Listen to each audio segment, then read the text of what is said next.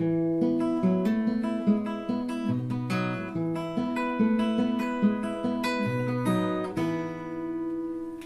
there!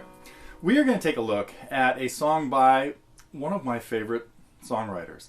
About 3 years ago, Dave Nachmanoff became a big part of the TG and IGC family, and he is now, well, of course he's a superstar, but he also has written dozens of great songs. And these are all worth everybody working on. The one we're going to take a look at today is Kindred Spirits. Now this song is about 20 years old, and it's about his childhood experience of meeting and playing with Elizabeth Cotten as a 10-year-old or so in Washington, D.C. The lyrics are great. You know, they get into the chorus. We sang freight train on the monument lawn with a statue of Abe looking over us. Over 70 years apart, but we were singing from the heart like two kindred spirits in the night. We were two kindred spirits in the night. And he even sings Freight Train in the middle of it. We have another lesson on Freight Train. We'll talk about that separately.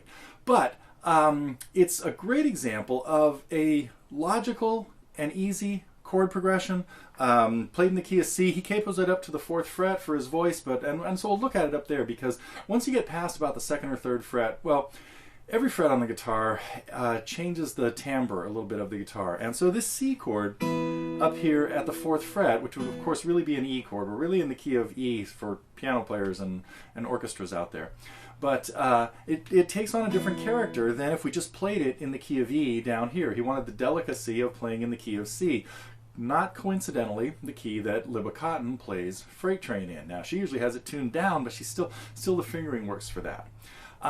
Anyway, very logical progression in the key of C, some nice little chord inversions that he happens in there, and picking, he tried to keep the picking as true to Libba Cotten's playing as possible by only using his thumb and one finger. Now, I would say you don't necessarily have to do that. If you want to use 2 or even 3, that would be fine. And as years went on, Dave recorded this song about 20 years ago. Matter of fact, the last verse is great because it even talks about 20 years have come and gone and Libba Cotten has moved on. Nowadays, he sings 40 years have come and gone. So it did come out on this album, very early album of his, Candy Shower. So if you can track this down, you can hear the original version. But the song has evolved so much over the years into... you know, he plays it slightly differently. This is true of all folk songs. You don't have to play them exactly one way. The chord progression you're not generally going to mess with, but you just kind of keep an alternating bass going and you throw in random notes and cool little licks.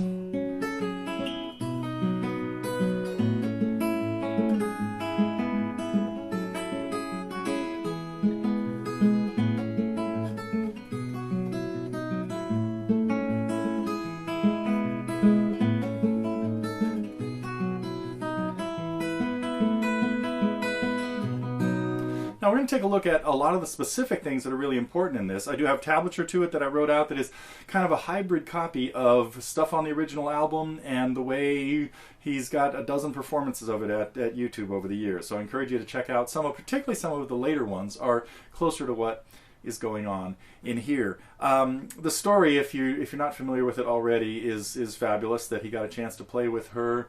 He met her as a 10-year-old, and she played a couple of her songs, Freight Train and Shake Sugaree, for example. And she asked him to play something. And the story in the song is, of course, he'd only written one, so he played it for her. And she asked if he would come play a couple songs with her at a concert on the Monument Lawn in Washington, D.C. So, great story and very inspirational for what has partly led Dave into a very successful and exciting career as a traveling singer-songwriter, troubadour, musician, and of course he spends much of his time backing up one of my other favorite singer-songwriters, Al Stewart. So really encourage you, if you're not too familiar with Dave, please check out some of his other videos, but in this lesson we're going to take a look at playing his song, Kindred Spirits.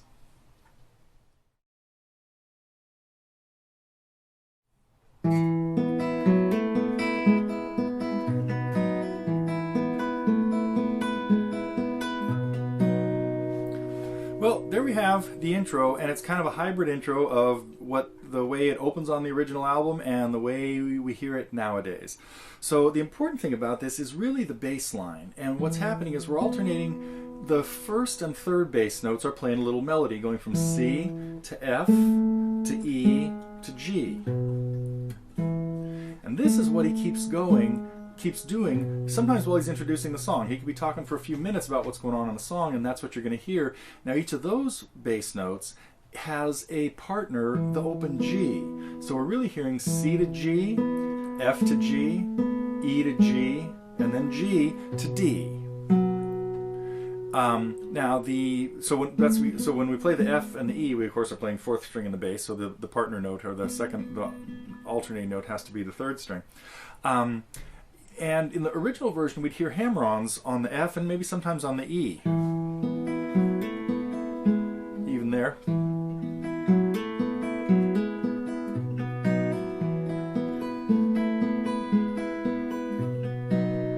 So what I did was, in the first measure, I brought in the hammer-on that we hear on F.